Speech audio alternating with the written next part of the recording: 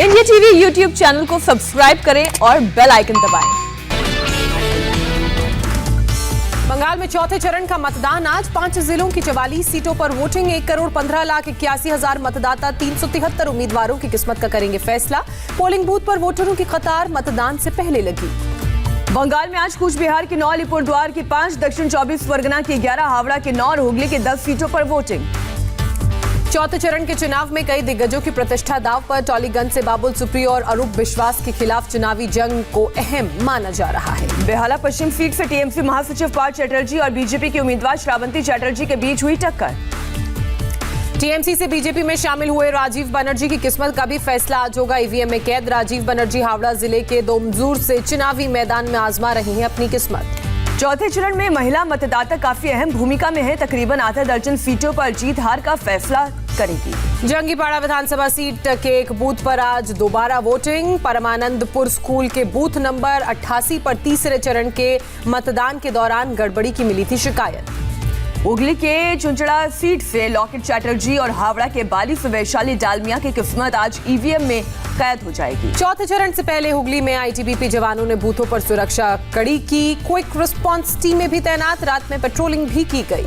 चुनाव के बीच पश्चिम बंगाल में आज फिर गरजेंगे पीएम मोदी। सिलीगुड़ी से कावाखाली में 12 बजे और नदिया के कृष्णानगर में 3:15 बजे चुनावी सभा। चुनावी राज्यों में रैलियों में भारी भीड़ को लेकर चुनाव आयोग ने सख्त निर्देश जारी किए। सभी राजनीतिक दल अपनी सभाओं में कोरोना गाइडलाइंस का पालन करें। पश्चिम बंगाल के नॉर्थ 24 परगना में बीजेपी कार्यकर्ताओं ने खोला टीएमसी के खिलाफ मोर्चा। आमडांगा से बीजेपी उम्मीदवार से मारपीट का आरोप। बंगाल समेत 5 राज्यों में अब तक 950 करोड़ की नकदी जब्त की गई। शराब, नशीले पदार्थ भी बरामद किए गए। बंगाल कोयला तस्करी के सरगना अनूप मांझी को सीबीआई का समन 6ठे राउंड की होगी पूछताछ। कांग्रेस और एआईयूडीएफ के कई उम्मीदवारों को असम से जयपुर भेजा गया। कांग्रेस और एआईयूडीएफ के नेताओं का फेयरमाउंट होटल में रखा गया। पायलट के साथ तनाव के समय अशोक गहलोत ने इसी होटल में अपने विधायकों को ठहराया था। राजस्थान कांग्रेस के नेता महेश जोशी का बयान आया सामने। ये लोग यहाँ क्यों आए हैं ये पता नहीं, लेकिन कांग्रेस सभी का खर्चा उठाएगी। देश में कोरोना की दूसरी लहर बेकाबू। एक दिन में 1,44,829 नए मामले, 773 की मौत। कई राज्यों में वीकेंड लॉकडाउन और नाइट कर्फ्यू जारी।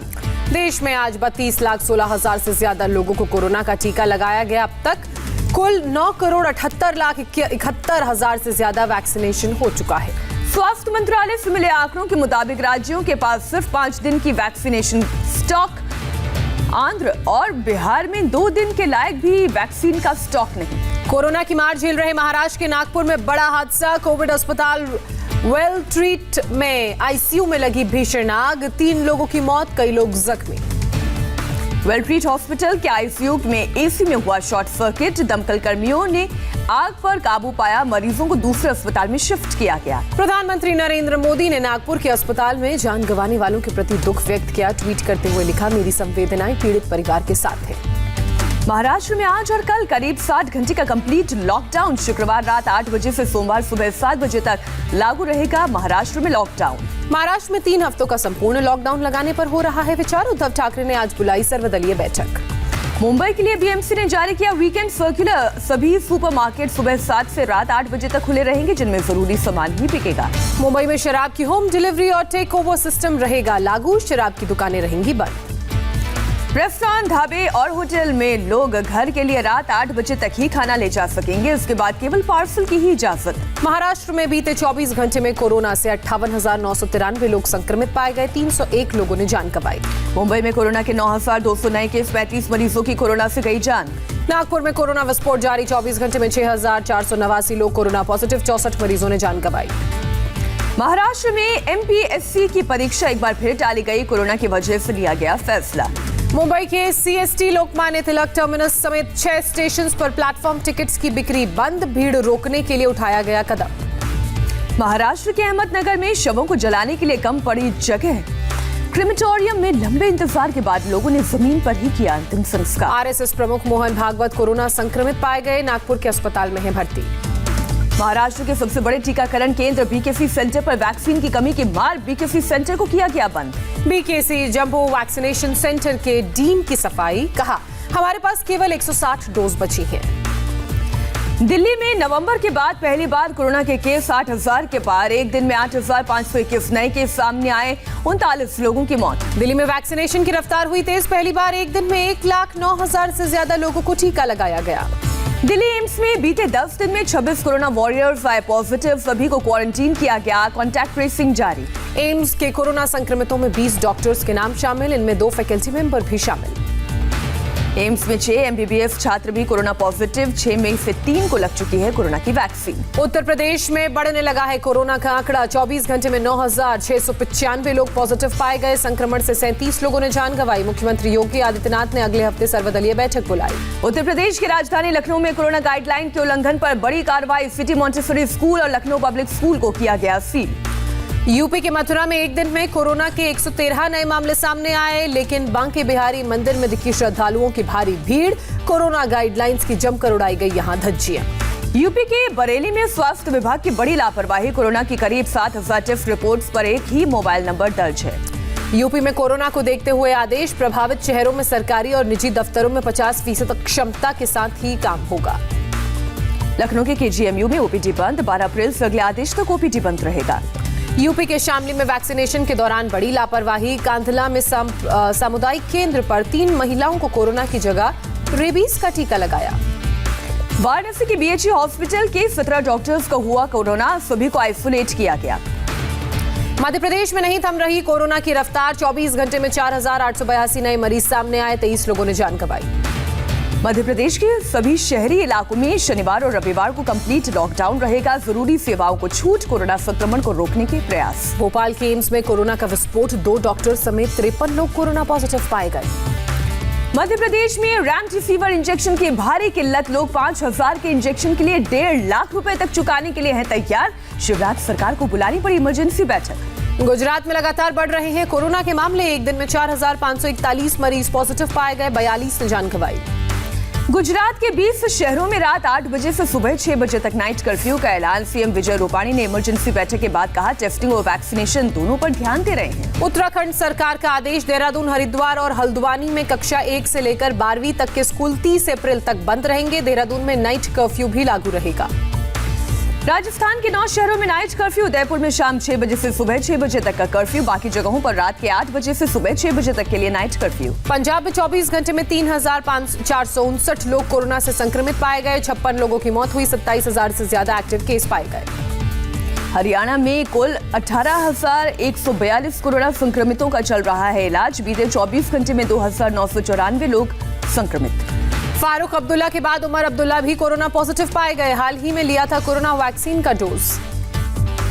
केरल में कोरोना के 5,000 से ज्यादा केसेस। 24 घंटे में 22 लोगों की गई जान। कर्नाटक में 7,955 नए पॉजिटिव मरीज सामने आए। 46 मरीजों ने जान गंवाई।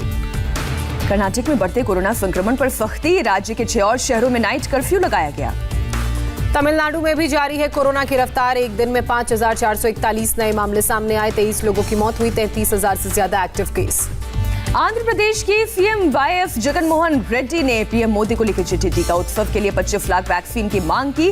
11 से 14 अप्रैल के बीच मनाया जाएगा टीका उत्सव। झारखंड में 1,925 लोग कोरोना वायरस से संक्रमित। 17 लोगों ने जान गंवाई। रांची में स्थानीय प्रशासन ने अलग अलग जगहों पर चलाया सैनिटाइजेशन अभियान। बिहार में तेजी से बढ़ रहा है कोरोना का संक्रमण। बीते 24 घंटे में 2,174 लोग संक्रमित। 3 लोगों की गई जान। बिहार में 18 अप्रैल तक सभी स्कूल कॉलेज को बंद करने का आदेश जारी। एग्जाम पहले से तय तारीख को ही होंगे।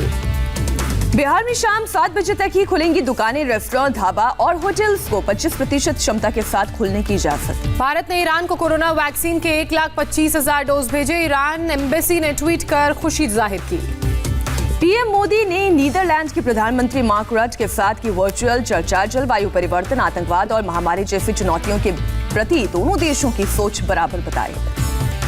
KMP बॉर्डर के लिए आंदोलनकारी किसान रवाना। कृषि कानूनों के विरोध में आज किसान मोर्चा ने KMP बॉर्डर को बंद करने का ऐलान किया। नरेला अनाज मंडी में दिल्ली सरकार में कृषि मंत्री गोपाल राय की FCI अधिकारी से बहस हुई। गोपाल राय ने जब पूछा खरीद के लिए कोई काउंटर नहीं है तो अधिकारी ने कहा काउंटर भी खुला है, खरीद भी हो रही है। विश्व हिंदू परिषद की बैठक में उत्तराखंड के CM तीरथ सिंह रावत का बड़ा फैसला। देवस्थानम बोर्ड पर पुनर्विचार होगा। बोर्ड से 51 नए मंदिरों को बाहर किया जाएगा। अनंतनाग में टेरिटोरियल आर्मी के जवान मोहम्मद सलीम अखून की हत्या। छुट्टी पर घर आए थे 43 साल के शहीद सलीम अखून। जम्मू कश्मीर के त्राल में एक और एनकाउंटर, 2 आतंकवादी ढेर। ईडी ने मनी लॉन्ड्रिंग केस में महबूबा मुफ्ती की मां गुलशन नजीर को भेजा समन, 15 अप्रैल को पेश होने को कहा। सीनियर आईपीएस संजय पांडे को महाराष्ट्र के नए डीजीपी का अतिरिक्त प्रभार सौंपा गया। राज्य के गृह विभाग ने ऑर्डर जारी किया। एनआईए के सूत्रों का बड़ा दावा, एंटीलिया केस के बाद कुछ बड़ा प्लान कर रहा था सचिन वाजे। एनआईए प्रदीप शर्मा के रोल को भी जांच करने में जुटी। सूत्रों के मुताबिक परमबीर सिंह का स्टेटमेंट गवाह के तौर पर लिए गए। एंटीलिया केस में गिरफ्तार सचिन वाजे की एनआईए कोर्ट में पेशी। 23 अप्रैल तक न्यायिक हिरासत में भेजा गया। मुंबई में इनकम टैक्स डिपार्टमेंट के 2 इंस्पेक्टर 15 लाख की घूस लेते हुए गिरफ्तार। सीबीआई ने की कार्रवाई। दिल्ली के केएन काटजू मार्ग पर फायरिंग की घटना से हड़कंप। फायरिंग में एक शख्स की मौत, एक जख्मी। ग्रेटर नोएडा के बीटा 2 इलाके में बदमाशों से पुलिस की मुठभेड़। 2 बदमाश गिरफ्तार। होंडा सिटी कार, तमंचा और जिंदा कारतूस बरामद। उत्तर प्रदेश में योगी सरकार का ऑपरेशन भू माफिया जारी। गोंडा में पुलिस ने गैंगस्टर महेंद्र नाथ त्रिपाठी और दुर्गेश त्रिपाठी की 3 करोड़ 54 लाख की संपत्ति कुर्क की। ग्रेटर नोएडा में एक ट्रक से 25 लाख रुपए की कीमत की अवैध शराब जब्त की गई। पुलिस ने 5 लोगों को मामले में गिरफ्तार किया। लखनऊ के जानकीपुरम इलाके से पुलिस ने सट्टेबाजी के आरोप में 28 लोगों को पकड़ा। 10 लाख रुपए कैश और 8 मोटरसाइकिल जब्त। मध्य प्रदेश के उज्जैन के माधवनगर चिकित्सालय में बीजेपी नेता की मौत पर हंगामा। इलाज में लापरवाही का आरोप। 12 घंटे में 5 मरीजों की मौत का दावा। असम में 2 साल पहले बाढ़ में बेघर हुए गेंडे के 3 बच्चों को मिलेगा नया ठिकाना। मानस टाइगर रिजर्व में शिफ्ट किया जाएगा। ओडिशा के गहीर माथा मरीन सेंचुरी में अवैध रूप से मछली पकड़ने पर 11 मछुआरों को केंद्रपाड़ा पुलिस ने गिरफ्तार किया। एमपी के इंदौर में कल्याण कपड़े के शोरूम में भीषण आग से लाखों का सामान जलकर खाक। दमकल की टीम ने पाया काबू। ब्रिटेन की महारानी एलिजाबेथ के 99 साल के पति प्रिंस फिलिप का निधन। प्रिंस फिलिप के निधन के बारे में बकिंघम पैलेस के बाहर नोटिस लगा। पूरे देश में झंडे आगे झुकाए गए। ब्रिटेन के पीएम बोरिस जॉनसन ने प्रिंस फिलिप को श्रद्धांजलि दी। अमेरिका के टेक्सास में ब्रायन में हुई फायरिंग, एक शख्स की गई जान। आईपीएल सीजन 14 में आज दूसरा मुकाबला चेन्नई सुपर किंग्स और दिल्ली कैपिटल्स के बीच मुंबई में होगी भिड़ंत। रॉयल चैलेंजर्स बेंगलुरु ने इंडियन प्रीमियर लीग के उद्घाटन मुकाबले में मुंबई इंडियंस को 2 विकेट से हराया। मैच का फैसला अंतिम गेंद पर हुआ। मुंबई इंडियंस ने पहले बैटिंग करते हुए बैंगलोर के सामने 160 रनों का लक्ष्य रखा। बैंगलोर की तरफ से एबी डिविलियर्स ने 48 रनों की बेहतरीन पारी खेली। टॉस हारने के बाद पहले बैटिंग करते हुए मुंबई ने 20 ओवर में 159 रन बनाए। बैंगलोर की ओर से हर्षल पटेल ने 5 विकेट लिए।